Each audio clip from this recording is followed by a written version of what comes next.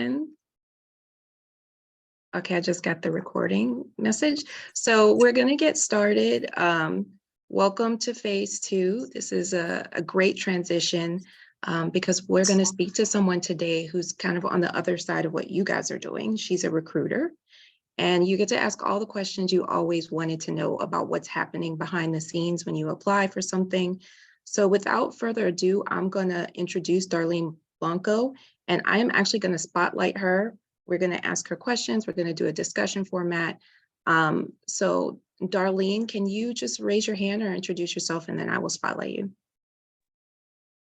Thank you, Lisa. Hello, everyone. Good afternoon. I am ready to answer lots of questions today. I'm psyched to be here, and I'm going to make sure I stay hydrated because I know I'm going to do a lot of talking, and I hope to really share some great content with you. Yes, and Darlene gave me a great bio. I actually may share your full bio with the rest of the group, but because we only have about 45 minutes, I'm going to keep it kind of short. So I'm going to do a shortened version of her bio. But Darlene is the head of workforce and talent development at the Staten Island Chamber of Commerce. She is tasked with overseeing the Chamber's workforce initiatives to develop high-quality, customer-driven workforce development strategies. Prior to joining the Chamber, she worked closely with executive leaders across various industries, including life insurance and retirement planning, fintech, healthcare administration, and energy distribution. A U.S. Chamber of Commerce Business Lead Fellow, Darlene holds a Master's of Arts in Executive Leadership from Liberty University and a Bachelor of Arts in Corporate Communications from Baruch College. She is frequently recognized for her volunteer efforts strengthening local communities by delivering core competencies and leadership workshops to students, professionals, and businesses. So very impressive, Darlene, and we're very honored to have you here. So I want to ask you, how do you know about Grace Institute and what makes you interested in women's workforce organizations? Thank you, Lisa. And it is an absolute honor to be here amongst these lovely women here on the Zoom space today. I have a very, very close, tightly knit relationship with Grace Institute. I am a former Grace graduate. I'm celebrating a 25-year anniversary from my graduation date. I was part of the 1998 class. We focused on business and career technologies and learning how to work in an office setting. And I learned basic skills that were able to accelerate me in the career that I am in today. So I have a very personal relationship with the Institute, and I recognize just how important it was and how pivotal it was for me to help get my head start and really hone in on a career that I didn't know was waiting for me. So thank you, Lisa. You're welcome. I really enjoyed hearing your story when you talked to me about it last week. Can you tell them a little bit more about how old you were and what kind of work and education experience you had when you came to Grace? Yeah, so when I got started originally, I didn't really do as well as maybe other students in the high school setting. I did graduate on time, but I wasn't sure, what I wanted to go, what direction I wanted to take my career. Everybody just pushes your college application. I went on campus, I took a few courses. I just really wasn't sure what direction I wanted to go in. And I had always seen my mom, who was a very successful administrative assistant for her career. I'd always seen her wearing, really pretty business suits and working in an office administration field. And it was something that, I knew I had an interest, and I wanted to figure out, well, how do I get in there? How do I get in that space? We really didn't have too much money, and I just wasn't sure, what opportunities can come out of it. And it was just almost like a blessing that I stumbled upon Grace Institute. I had other friends in my high school that were also going to be attending, and that's what brought me there. And that's how the journey started. It's a very personal story. I'm very connected to it, and I think it's important because we all need to start somewhere, and we have to be kind of motivated and inspired, and then understand how we can leverage the newfound skills and newfound relationships into how we can really build it and build our career. Like, you have to start somewhere. You may not necessarily know what direction you're interested in, but having that initial sense to say, I just want to grow. I want to be in a career. I want to be in an office setting. I want to wear a business suit. I want to, help leaders. I want to be a part of what that whole picture looks like, whether I understand it or not. And, Grace was definitely the entryway into that field for me. Great. And so can you tell us about your first position coming out of Grace? Yeah, so coming out of Grace, I was the valedictorian of the class, so I worked really hard. It meant a lot to me to be a solid performer, That and I is very think, cool because yeah. we don't have valedictorians now, but that's awesome. Okay. So go Yeah. ahead. Oh, okay. Well, it was not that it was creating like a competitive environment by any means. It was just kind of just really singling out those people that really wanted to work extra, and that was me. I felt almost like I almost failed because the traditional college route, didn't go my way. My family was disappointed, and I just wasn't sure. Like, am I built for this? Can I handle this? Well, what is this literature you're throwing at me? I don't even know what that means. Like, it's just like it was just too much. So, that confidence piece is really, really essential. Okay. And so you went into your first job. You were 19, correct? 19, I Yes. went into Solomon Smith Barney, which was like, wow, Mhm. wow, what a wow factor. Wasn't expecting that. But, I worked really, really hard throughout the time that I was at Grace, and I was at the top of the class graduate. So they did, align me with some really great interviews. And I worked hard to prepare for those interviews. I wanted to make sure I was putting my best representation of myself because this is who I am. This is going to be my future. I wanted to, make a really solid, good first impression. I weaved in all of the feedback that my instructors were providing to me. I did my research. I knew I wanted this job and it was going to be a game changer. And it definitely was. And I was grateful for that opportunity, but I was also prepared for that opportunity. Thank you for saying that. I think a lot of the ladies can relate to your experience. They're in that stage right now. So we're going to get started asking some questions about the workforce and your experience coming from day one, 19 years old, starting at your first job, and then just going, the world is limitless for you from there, and you took advantage of everything. So tell us, just for the women who are looking for jobs now, how do they tailor their application, their resume to each prospective employer without burning out?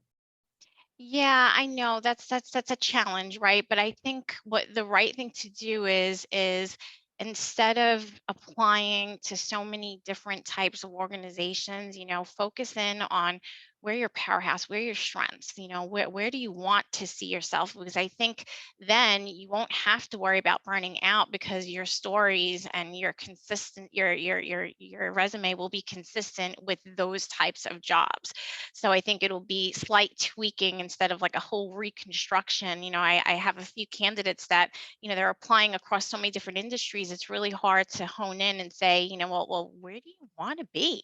Mhm. Where do you see yourself? Well, how do you want to align purpose and strategy of how you see your career progressing? What industries and just making sure that you take the time to tailor the right resume, but it's not going to need much tweaking if you're very clear about your purpose and the industry that you want to apply in, and you just keep kind of drilling it in and become an expert in that industry before even getting in there. You'll have to kind of do that research and that legwork, and it's important, because I think if you can pinpoint where you want to focus your passion, where what's calling you, what is it that you want to see yourself in a career growth track. If you can pinpoint that early on, you're really going to be able to have that domino effect happen where it just, really takes off from there. I think if you scatter yourself around, you will burn out because you can't be an expert in five different fields.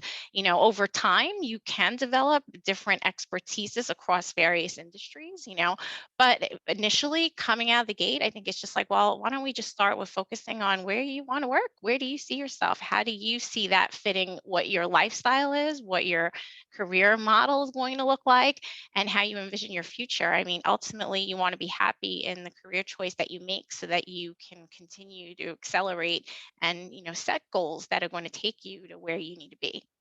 Right, thank you. And I really think it's important. We do have the job fair coming up that the ladies are going to be able to see each individual sector have some ideas about what makes one different than the other. Which one do you have more of a passion about? We just had a nonprofit that presented, and many people said they want to volunteer, do internships there. Maybe that means that that's something that they would like to do as work as well. And I do want to say, even though I am the one asking questions, we are going to open the floor for everyone to ask questions that, don't get too specific, but personal questions that they've had through going through the process of job search. So if you do have some questions, you can start dropping them in the chat. We do want to leave it open for everyone. So one of the questions that I get, and I personally have myself, I know I mentioned this last week, is what actually happens when you're applying online, let's say on Indeed, and you never hear anything back? Can you walk us through the process of what happens when that resume goes in? Yeah, it's believe it or not, I was talking to Lisa about this like last week. From the recruiter side, we just have so much going on. Literally, there's just so much going on. We are relying on, these platforms to help us, differentiate some of these applicants and ensure that we're creating the right alignment. Does this person have the right skill? Do they meet the right education requirement? Are they the right fit for the position? Ultimately, we're on the hook to deliver the most appropriate candidates. And a lot of times on the applicant side, people want to get really fancy and technical with their resumes. And guess what? They're not ATS compliant. So they're going through the system and the platform. And once it goes through there and it doesn't pass those ATS rules on the other ends, we get jargon and we just get like sheets with like weird code. Well, I don't know who you are now, so that doesn't help. And then, just a lot of times too, we see these resumes that are, they just come through on that end, and they're aligned in a sense where there's a percentage. Is this applicant meeting the requirement for the role? So there's an algorithm. Each of the databases use a different algorithm and function to populate those better suited candidates to the top.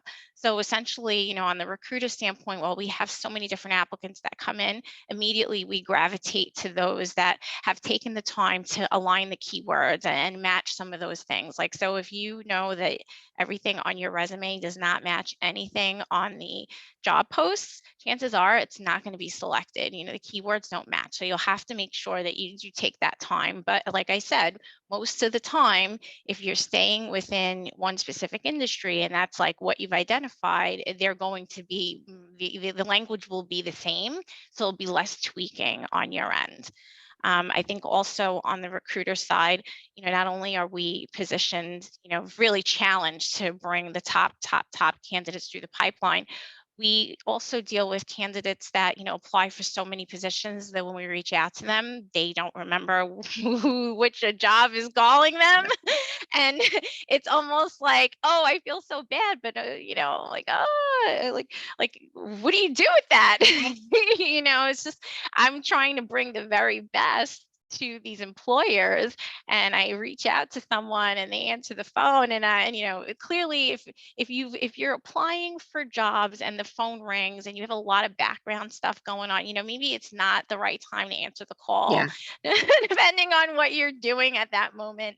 And just keep in mind, like, what I thought was helpful during my job search times is always keeping a pinpointed accurate list of where I've sent that application to, and being Mhm. diligent about that way. I knew when the phone rang, who's calling me and why, because I think that really goes a long way, and it really sets that initial stage for, okay, maybe I will bring this person in for an exploratory, just intro interview. Right, great. Yeah, we do. We talk about that during our touch points job search log. So ladies, if you need a job search log, your talent specialist does have an example of one, but you guys are Excel experts now. So you can also just create a spreadsheet in Excel that keeps track of who you've applied for, what was the name, if they listed a name, email address, phone number, name of the company, the position, if you can, the link that goes back to the job posting. But sometimes that job posting goes away after a while. You want to keep a track of the duties somewhere. So it's a lot of information to keep track of. And we are doing all of that as job applicants so that we can get that feedback. Are we eligible for this job? Are we qualified for this job? So in terms of feedback, can you tell us a little bit about if a candidate wants to ask about salary, even respectfully, or they want to get feedback after an interview, what's the best way to go about doing that? Well, I think it's just always being in the know about what requirements they have to have on the employer side and they're following their rules. Salary ranges are posted, they have to be, it's by law. You need to see what the range is. So if you're already comfortable with the range that's presented in the post, then you already kind of know to steer away from really that dialogue until the time's appropriate, because it's really difficult for someone to make an initial decision on what the compensation package will look like because they still haven't taken into consideration, well, what will you be performing, what will be your duties on the job, and maybe they meet you and they realize that you have some other transferable skills from Right. some of your previous work that are going to elevate you and have you command a higher base within that range. So I think, don't be so quick to have that conversation. Stay focused more on, what are the strengths and values that you're bringing to the organization and some of the solutions that you'll be solving for them, because ultimately you can position yourself for the higher end of that range. But the range is available online and it has to be on each, it's by law. So it's not a surprise. Don't apply. If you don't like the range, don't apply. It is what it is, and I feel like that's one way to just make sure that you're saving yourself any kind of, like, oh, I went through all this, that wasn't what I expected the salary to be. They're making it very transparent. It's the law. Great. And so let's come up with a situation where you have applied, you did the interview, you sent your thank you letter and everything, and you're just not hearing anything. Is it okay to reach back out and ask for feedback? And what's the best way to go about doing something like that? Yeah, I think it's important to reach out and ask for feedback. I personally, because I've been on both sides of the fence and I have, this personal just like touch, I always make sure to respond to everyone. But a lot of the recruiters are overwhelmed, particularly with my experience in the healthcare industry doing heavy recruiting there. They were handling upwards of like maybe 800 applicants in a month's time. I mean, when you think about it, I mean, I say that because I was working it and I didn't even know how it was even possible that we were reviewing all these different applicants and what was making their resume stand out against someone else.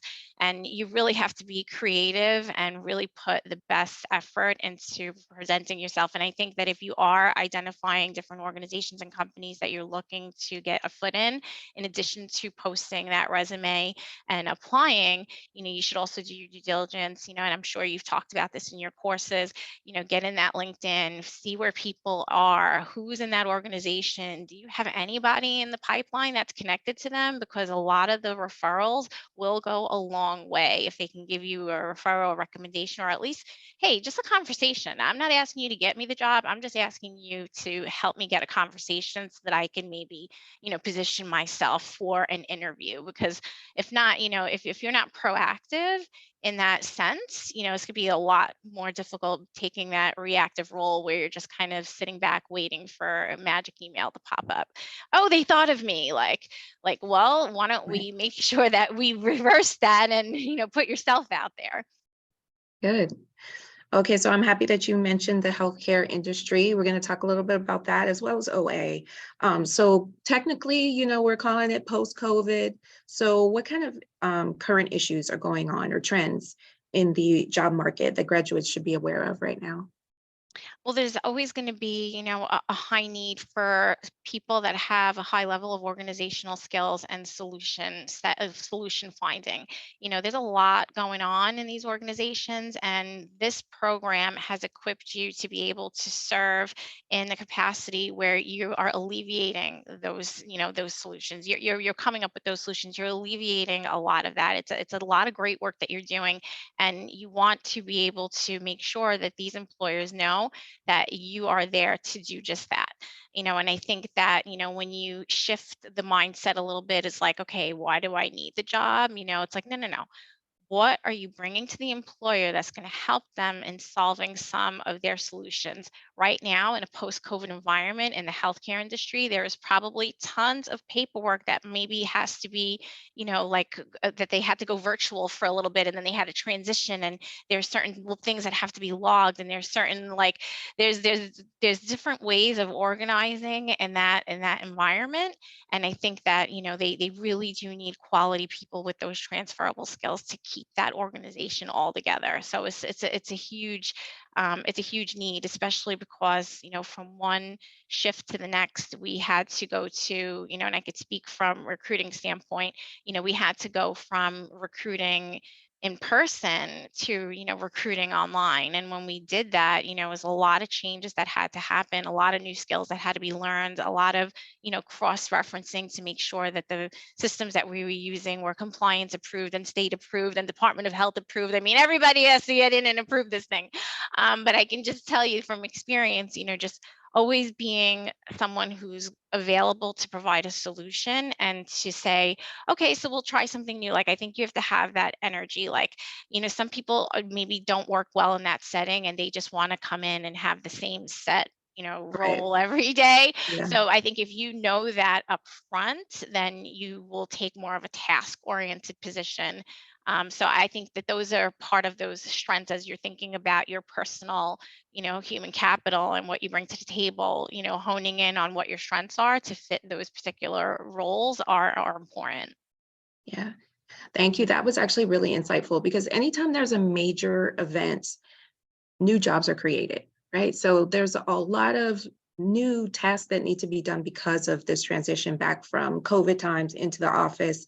And so people want to be flexible, like you said, but know yourself, know what kind of atmosphere you work best in, but also try this in your everyday life. You might be the type of person who is very solution driven. Like if you're a mom and you're always figuring out how to get stuff organized within the house, don't be afraid to try a opportunity where you would be organizing within an office, and opportunities like that. So thank you for bringing that out. I also see that people are speaking in the chat. This is awesome. So we're gonna, at about 1:30, I'm gonna open it up. Uniqua, I see your question, so I definitely want you to ask your question. We just have a couple more questions on this end. So what kinds of accomplishments tend to be valued and rewarded in these type of administrative positions?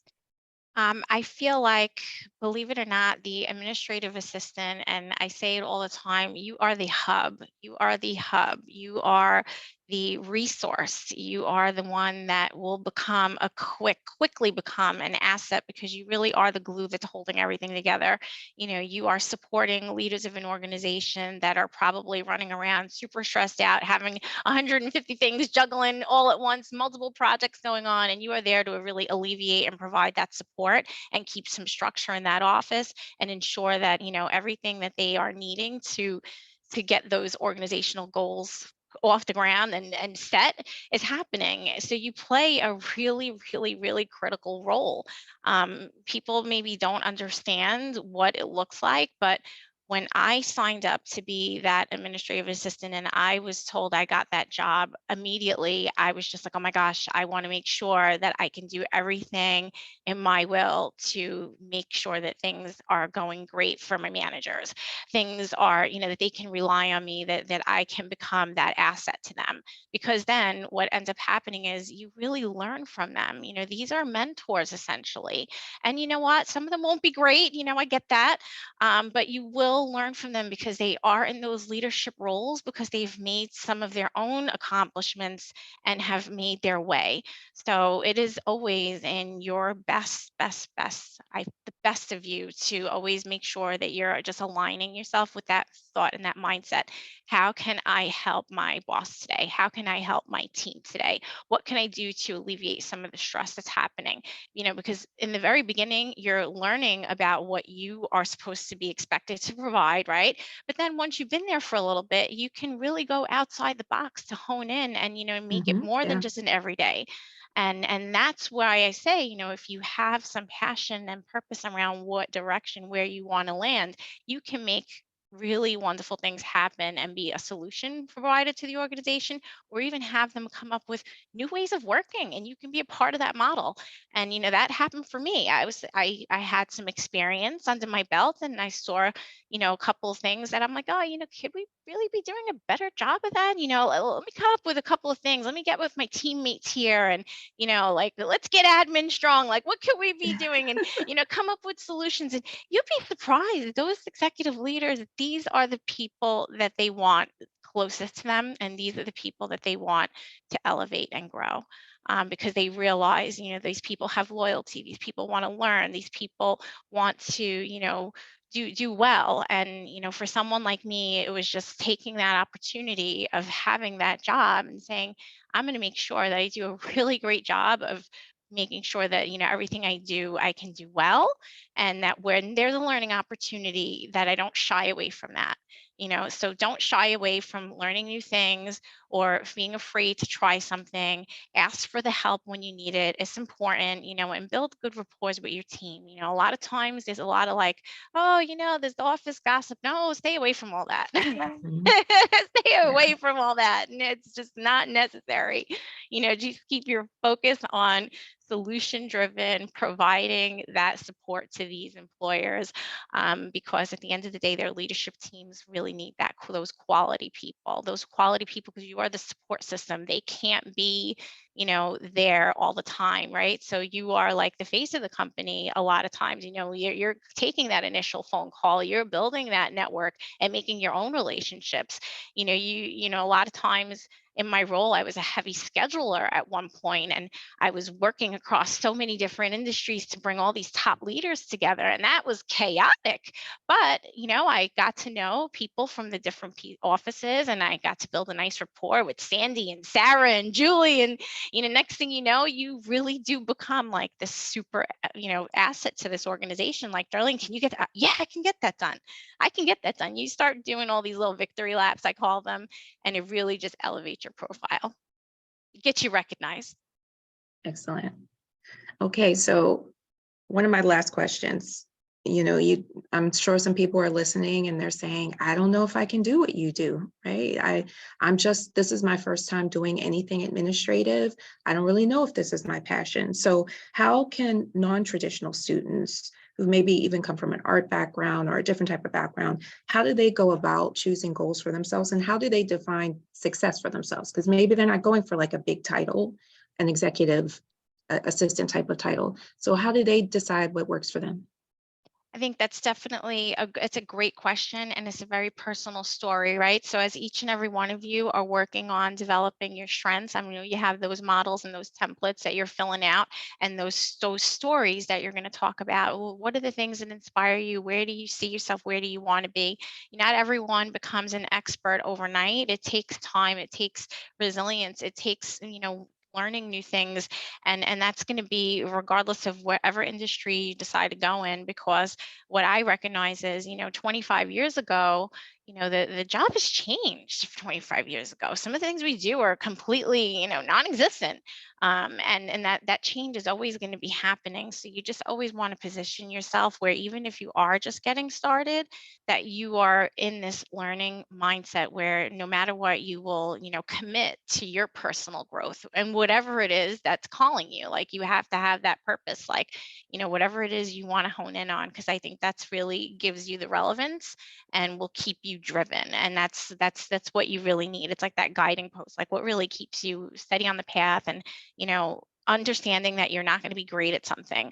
Initially when I started in, Solomon Smith Barney, I didn't even know what the copy machine was. It was scary. We didn't have that thing at Grace. It was, I was like, it had all these like buttons and functionalities, and there was these big reporting, and it was part of my job to compile all the reports and do all this stuff. I was like, like, what are you doing all this? Like, you just, but then, you just say to yourself, like, all right, relax. Let's go to step one. And I think everything starts with, step one. Then you can climb a ladder, whatever ladder you choose to climb. Just remember that it all starts with like steps. You just take a step, and you just keep going. And every now and then you might like stumble over. It's okay, big deal. We're here to learn. And I think that if you can have an honest dialogue with your manager, and you have a good open relationship with them, you'll be surprised that they want to help you learn too, because it's Yeah, in their best interests. Turnover and employee retention is important. Turnover is costly to organizations. They rather have someone come on in and develop that person and really help them get to where they want to be. That benefits them. It's longevity, it's career, it's having their brand, their organization mirror a model where, hey, employees want to stay here. They don't want to lose you. They don't want to lose the talent. You're good at what you do. And then once you put some time in, you will develop an expertise and not realize it. excellent.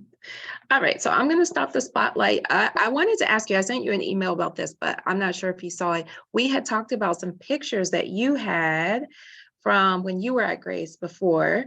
Do you have any of those pictures? Oh, I wanted to share them and I don't have them available. I was that was before digital was a thing. So they're like in my but if I one day I will definitely one day I will.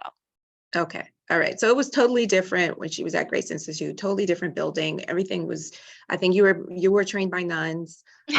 So it was a different atmosphere, but yeah, so same still type of women's leadership atmosphere though. And it's a Yeah. beautiful thing that it continues to keep going. So I am going to open the floor. I'm going to start with the two questions or a question and a comment that we Yeah, already have in the but I do chat. have one that I want to share. I do have one, and it's just the Okay. So one let me make it up special a one. host. Yeah, I just want to one special one because I think that you also need to make sure you surround yourself with the people in your life that are going to make the most positive influence and impact you. For me, it was always my dad. He was very special to me, and when I gave up, in college, he said, "It's fine. You'll figure it out. Like you'll figure it out." And so he was the first one to be at the graduation ceremony. He got there before me because he was so excited. But I'll just show you. That's my dad, and that's the. Am I showing you the right screen? You are. Oh, very Yeah. sweet. So that was the award. It was a basic business skills program. We learned keyboarding, we learned WordPerfect, we learned how to use programs, Lotus 123. We learned word processing without actually being able to see it on the screen. It was word processing that you put code in and then you waited for the printer and you just kept your fingers crossed. But we learned etiquette. We learned how to answer a phone. We learned how to represent the brand of an organization. We learned how to make sure that we took the time to manage ourselves, that we thought about things differently. It was just a lot. It was a huge learning experience. And this picture is 25 years ago. So I'm celebrating my 25-year Grace graduation. And that's my beautiful father. He's not with me anymore, but he's still Oh, always with me in my light. And so out of all the pictures I could find, this is the only one I could, really that sends us a different message. So I hope you all can appreciate that. yeah. And I can say, besides the clothing, you would not know that was you 25 years ago. Like you look really good for 25 years later. So that's awesome. That's what I All was right. So gonna yeah, we're gonna say, open up the Lisa. floor. Yeah, So I'm really eager for your questions. we're gonna start with so go ahead, Uniqua, can you ask your question in person? Okay, sorry. So wait, what did I ask? Sorry. I asked, as a recruiter, what advice do you have for people who aren't comfortable with disclosing their race and ethnicity on an application due to discrimination? And I asked that because although it says like it's illegal to discriminate based on your race and ethnicity, sometimes it does still feel like when you put a certain thing, like you won't get a call back, and like now you're guessing yourself, like, okay, is it because I'm Black or so how do you calm that down or like think differently when it comes to that, if you have any advice for that? You know That's what, an excellent Nika? question. It is an excellent question, and it's a loaded Thank you. question because it's a very emotional question for us, a lot of us here in New York, especially. I would definitely say, you need to do what you feel the most comfortable with, and if there is never, there's no right or wrong answer for that. If you don't feel comfortable disclosing, don't check the box. I mean, there is that box on there like, nope, not sharing, and it's not going to hurt your application in any way. They are just looking to see what folks are interested, where they're applying to, and that helps them with their data sort of metrics pieces, from a larger perspective. Like when we do some, and I'll give you like a little bit of a more in-depth example so you can understand. So from the workforce side, when we want to recognize and highlight maybe some areas of the population that might need additional upskilling and funding for wraparound services or other things that they might have going on, we will generate some reporting, and usually those reporting are coming out of some of that data that you provide in those applications. So that helps us from a workforce standpoint in terms of identifying, well, we see that, this particular class of individuals, these folks, lots of, say Latinos that seem to be applying for this, but, maybe we can do a little bit, some more work with them in that field and help them develop there. Where are some of the additional skills or wraparound services that might be needed? It's not used in any way intended for, judging an applicant. It's just more like capturing some of the information so that they can better help assist the economic mobility and development of these programs. And I say that because I am a U.S. Chamber Business Leads Fellow, and all we do is look at workforce modeling and look for ways that we can help, better enhance these communities and bring the right skills and training programs to them. So that's, but you are nowhere for your question, but I just wanted to make Thank sure that I you. could educate you a little bit, because No, sometimes, thank you yeah, so much for that. Yeah. yeah. Because I, even with my question, I always wanted to know, like, what's the purpose of this? Like, what does it matter? Like, so thank you for the information. I appreciate that. Yeah, Thank you. it's always used in a positive light, and is to, for workforce developers, that's those are the metrics that we use to be able to determine that we have a need in a particular area or in a particular segment, and that we're able to drum up funding and get the people to say, hey, we need money for this. We need to roll out this programming. We want to make sure that everybody has equal access to stuff. So I think on some ends we're like, oh, why are they asking me that? That's very personal. Why do they need to know that? But this is what it's being for. So Yeah, and I don't want to shy away from your point too, Uniqua, is that besides even just checking off the box, what race, there's all kinds of issues that go into them looking at your name, whether you're a woman, what borough do you live in? And so this is something that we do, sometimes we'll talk about it in Job Club, but this is something we can talk about more too at another time, how being a woman or being a person of color affects your chances in the workforce as well. So excellent. I'm going to turn it over to Emily, because I saw, Emily, you had a comment in the chat, and then you have your hand up. So go ahead.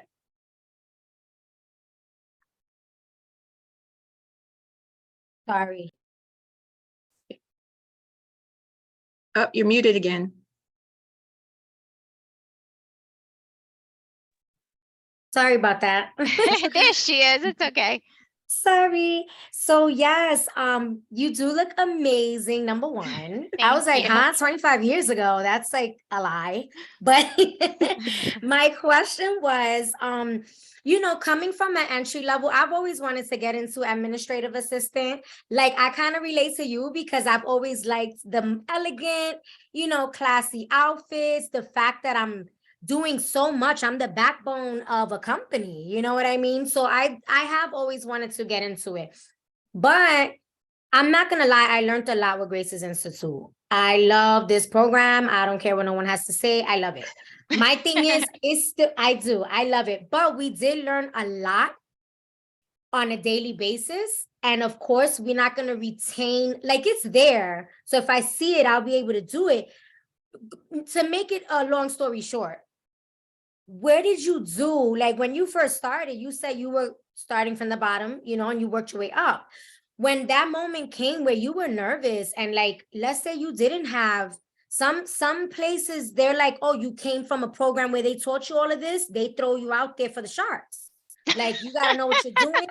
Yeah, you got to know what you're doing. And if you don't, then that's on you. So what did you do if you ever did feel uncomfortable where it was like, man, I know I was taught this, but I still need help, or I know they're supposed to train. But sometimes, like I said, they know your background. Oh, she came from Grace's Institute. We know that they learned this, that, and that. And did you ask for help no matter what? Like, what did you do? Some people get scared and they're like, oh my God, this isn't for me. I want to, I'm going to resign or whatever. That's not me. I'm going to stick it through until they kick me out. But I'm just saying, like, what did you do? Did you ever experience that?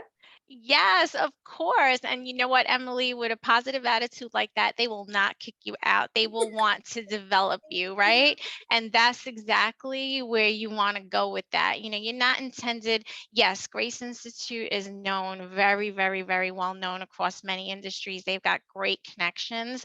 So I could totally see, like, it's like that intimidating, like, oh my goodness, they're going to think I know all this stuff. I just learned it yesterday. Like, oh my goodness. Yes. Organizations provide great training, but what I always say is just remind yourself you came out of a program, you learned some great skills.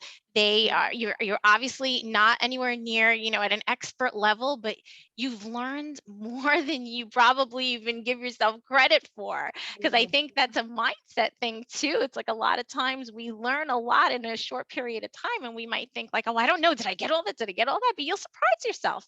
It'll start to make its way back. And I always, used to always say when I first started out, I was like, oh my goodness, I have to learn how to use this whole new database, because everywhere that you go, they have to provide training because they're all going to use a different database. They're all going to use a different CRM system. Who's using Google? Who's using Outlook? Who's using, there's always a new tool. But I think, to make sure, to your point, to make sure that you can set yourself up for success. It's going to lead into something that I was talking to Lisa about, which is what I wanted to share with the class was, managing your expectations and making sure that you have clarity on what's expected of you is really important on the job. Because I think once you can sit with your manager to have that dialogue and understand, well, Emily has to make sure that she handles A, B, and C. Here's her checklist. Like, as simple as it seems, we missed the bus on doing that.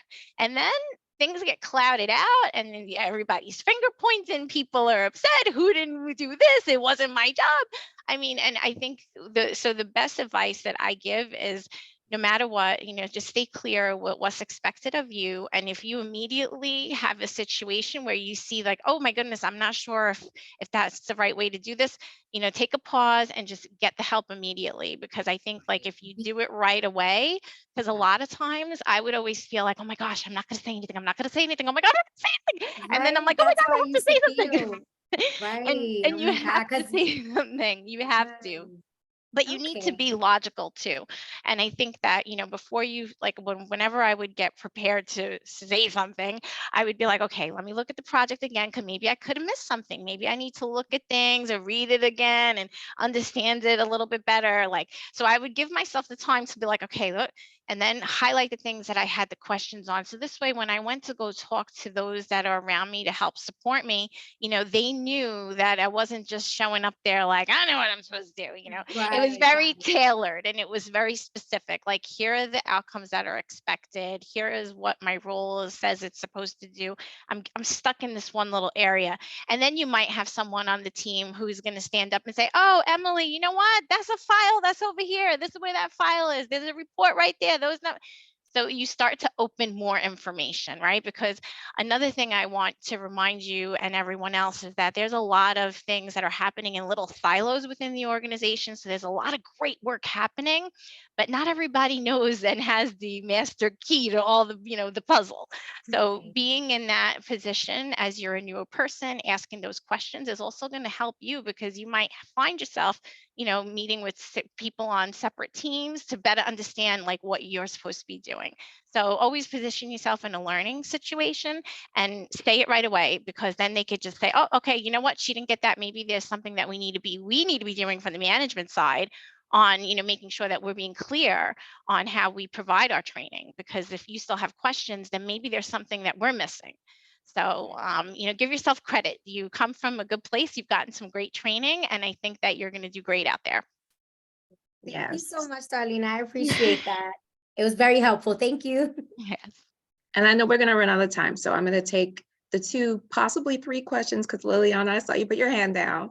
But yeah, and I also wanted to point out that this is not the end of your training. You're going to continue to train. Grace Institute will encourage you to keep training. And for those of you who start work, Wind Down Wednesdays is exactly for, you know, that kind of situation comes up. You want to be able to go amongst your peers and say, hey, guess what happened to me at work? What would you do in this situation? So pay attention to Shakira's emails as she's sending them out, because she's going to keep in touch with all of you as you continue to learn and gain employment.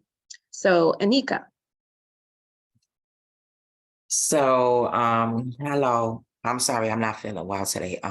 It's okay. I have a question that really kind of touches on something Ms. Parks was saying. It was so as a person with a really weird name that nobody can pronounce, I Did I always say it right? No, you did not. So Okay, that's tell me my how to point. say it. That's Anishka. Anishka. got But it. I always hear that, you know, people with, I don't know what you want to call them, different names or weird names, they don't really hire you. They don't even want to get like past your name. So for a person like me who has a really weird name, will they second guess looking at my resume because they can't pronounce my name? I'm going to be really honest with you. They are not looking at your name. They're looking at the skill sets, and they're looking at what you've accomplished and whether it fits with the role. The name is the last thing they'll look at, believe it or not. I get the resumes and I immediately skip right into, I don't even look at the top. I'm just like, okay, what can this person do? I just want to know what they can do. I don't know what their name is. I don't care what their name is. I got to see if they know what they can do. If they know what they can do and I can see it and it's relevant and it's cool and it's outlined, you know, well in the resume, I'm going to send them an email and I will learn how to say their name, because that's just what we are going to do. And Anishka, you have a beautiful name, and you know, don't feel like people are not going to get it right. The right recruiter will get it right. That's just how it works. Make sure your skills align with the job, because I get the resumes up. I'm not even looking at the top. I don't know what your name is. I just want, what do you have? Thank you. That's important to me because so many people can't say my name. Yeah, and you know what? That might be a good lead-in for you to use when you're, you know, using your personal connections kind of stories, like how do you build, you know, because people like will take to that, you know? Thank Yeah. you. And I do want to point out that Darlene is also an employment partner of ours. So if you live in Staten Island, if you're interested in positions in Staten Island, she will be reviewing your, I see some people raising their hand. Excellent. So more on that later. So Nadine, you had a question? Good morning, good afternoon, Darlene. My question is, you repeatedly says that people should prepare themselves not to burn out. My thing is that I believe I'm a problem solver. And when I submit my resume online, I like to present myself. So what I'm asking is that, can you give some tips that would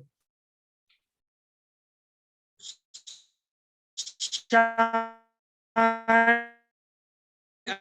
Oh no, here it is. Where is it? Nadine, we're losing you. Others. Oh, I'm sure it's such a great question, and I'm so sorry we can't hear her.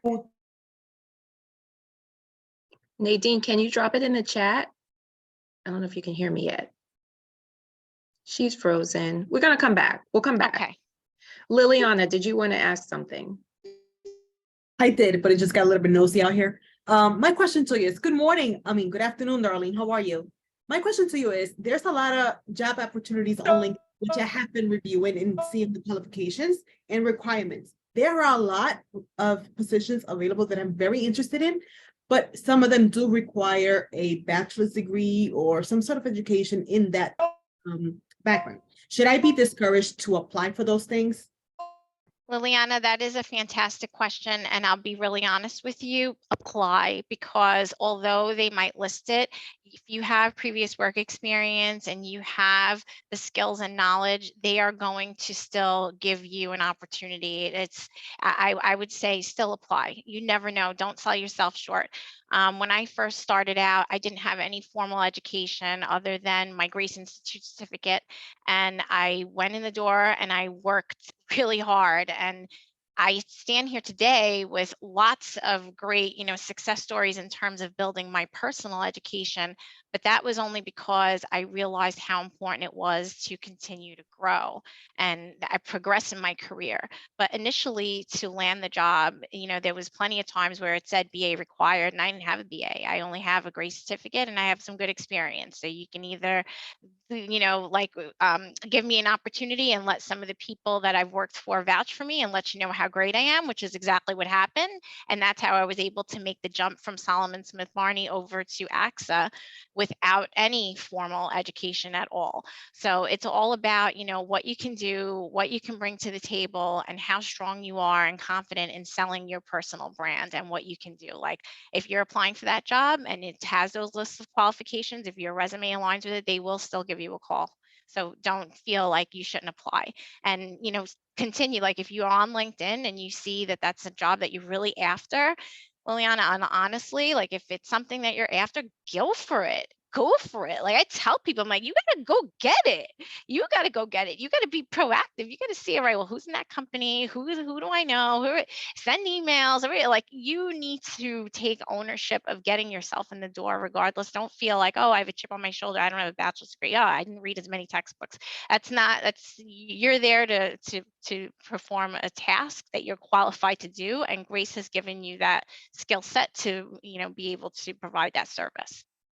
Thank you very much. I also did see that you did get your bachelor's and your master's degree, and I congratulate you on all of your achievement educationally and in your position. And thank you for sharing this information because honestly, transferring from one career to another, it's a little bit intimidating. And hearing it from you, your experience is awesome. Thank you so much. Thank you, Liliana. And I would also, check out, and this is for all of you, go on, there's so many different opportunities where you can get free learning courses, always be skilling up, always be leveling up, like just, even if you can't showcase one side, you could showcase the other. Like I may not have a bachelor's degree, but guess what? I'm on LinkedIn Learning. I'm doing this. I'm in Coursera. I got this. That's what they want to see, because those micro credentialing that you're building up in your resume are giving you a different thought, a different skill set. So never underestimate yourself and the power of what you can do. Right. Thank you. Last question. So Nadine, I see you're back. We're going to try one more time. You were asking for tips. Yes. Yes, Okay, I we can hear was. you. So what were you asking Ms. for tips on? Blanco? Mhm. Yes, I just wanted to know how do you make your resume more attractive? Because a lot of resumes that I submit, even though they're attractive, they're not focused enough for the attention. And it's like I said, I think I'm a problem solver. I think I can aid and abet in servicing good new ideas. So how do you do that? Love that, Nadine. And I think that if you're starting to get a little frustrated and maybe you're not getting picked up as much and you're not getting the calls, it really is about owning it and putting yourself forward. And what I mean by that is, identifying where are some of the other areas that you can have a little influence and build some connections. Check out your hometown, in your community. Are there some nonprofits? Are there some local, organizations that might need volunteer service? There's different ways that you can form relationships to then all of a sudden get you to where you need to be in terms of what your career is going to be. And I say that because it really does I do a lot of volunteer work. I make the time for it. It's important. I don't realize that every time I go out and do volunteer work that I'm gaining a new skill, I'm gaining some new friends, I'm learning about a new industry just because I'm there helping out. And then next thing you know, one thing leads to another, and I end up in this job that I'm in today. I mean, this is exactly how these things happen. You have to make the opportunities happen for you. If you're not getting the calls that you need, then put yourself out in the community and let people know that you're here and that you're there for support.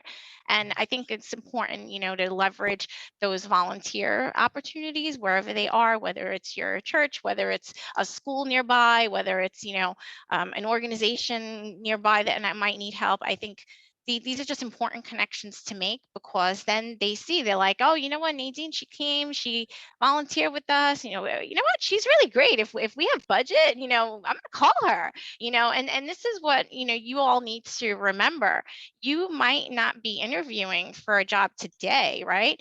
But you are meeting people that might have an open rec tomorrow. And if you've left a good impression on them, they will remember to call you and go, look, you know what? We have a budget now. We're going to be hiring for this. Let's give Nadine a call. Where's Liliana at? I mean, this is how it happens. This is how it happens. So, put yourself out there. You're in charge of your, what direction you're going. I have one tiny little book share that I wanted to share with everyone. Obviously, I read tons of literature just because it's just part of the work that I do. But this little booklet is called Managing Oneself, and I highly, recommend that. I can even give you some snippets from it, but it's just important to remind yourselves how important it is for you to take control of all the situations around you. You can manipulate them to work for your favor. Every time we feel like maybe something's not going our way, or like, take a time out to be like, all right, well, how can I make it go my way? How can I make it go my way? We're women, right? We can make it go our way, and we need to develop those relationships and make those connections happen. It's important. Trust yourself, trust your judgment. Know that where your gut is telling you, and if something's not working, figure out how you can pivot so that you can make it work for you. So can you hold that up one more time? And we will send a follow-up email, everyone, with some information. Okay.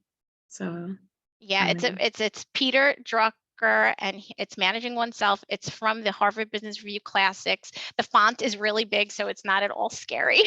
But it just gives you some super great nuggets of information just to remind yourselves just how relevant you are, and how important you need to, you need to tap into that, because you're all so talented and you have amazing things to share with these employers.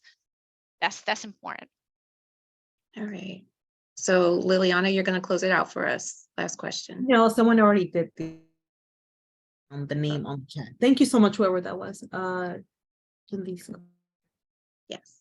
So we're going to say goodbye to Darlene for now, because she will be back. I wish we were going to have you at the job fair, because you could tell us all the jobs that are available in Staten Island, but we will definitely be seeing you again in the future. She's a great partner and a Grace alum.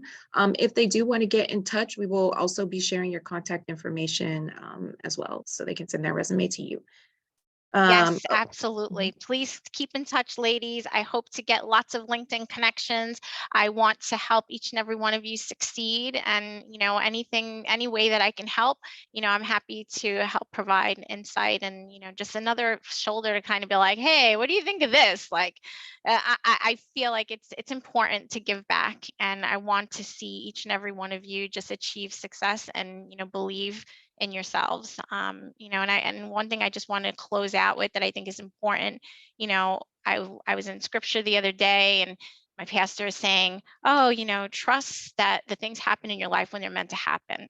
And each and every one of us is on a different path. So not everything happens for this person. Like, stay in your lane, figure out your why, believe in that why, and just put all of you in it, because that's going to really elevate you, and you'll be able to interview strong, be confident, because you are, you're comfortable with yourself. Thank you. Can we give a round of applause to Darlene? Thank you, Darlene. Thank you so much, Lisa. I appreciate you. We are going to pass it back over to John. Thank you so much, Lisa, and thank you so much, Darlene, for your time. We really appreciate your insight, and we are looking forward to some amazing things in your future, as well as all of our graduates' future as well. So again, one more round of applause for Darlene. Thank you again. All right, everyone, that concludes your first day of talent services programming. I'm so excited for all of you. I hope you learned a lot, took some really great notes. There were some gems that were dropped by both Anna as well as Darlene. And thank you, Lisa, for facilitating this portion, and Shakira for facilitating the earlier segment earlier on. So friendly reminder, tomorrow we are right here again, same Zoom link at 12 noon. Please feel free to check in earlier before then. We try to open it up about 15 minutes early so you can join us in the waiting room, and that way you'll be here on time. Another thing that I would like to just remind all of you, it's never too early to start your independent job search. What does that mean? You learned from Darlene today about, and from Lisa, about setting up your Excel spreadsheets and the importance of that.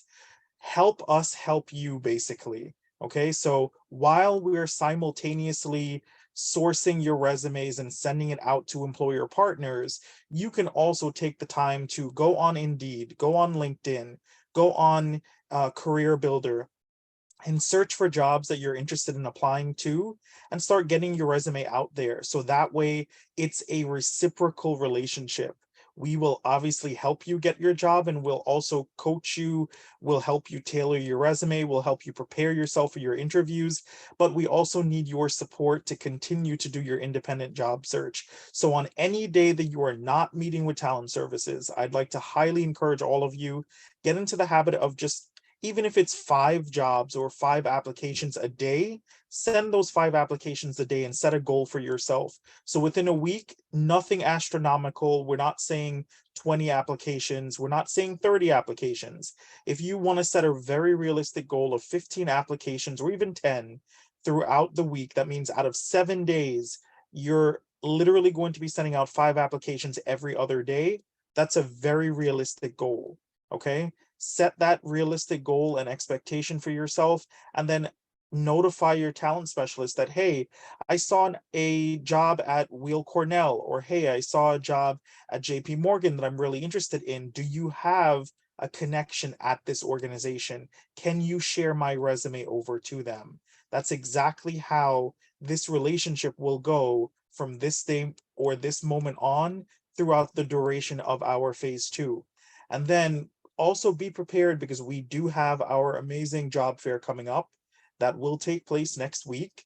So I want to encourage all of you, if you are prepping or preparing, if you are still in need of a professional outfit, Shakira tomorrow will introduce again or reintroduce Bottomless Closet and Dress for Success. So that is also available for you. But start preparing for the job fair that will be hosted next week. Okay. If you have any questions, feel free to reach out to us. But I hope you all have a successful day, and we're looking forward to connecting tomorrow. All right, everyone. Take care.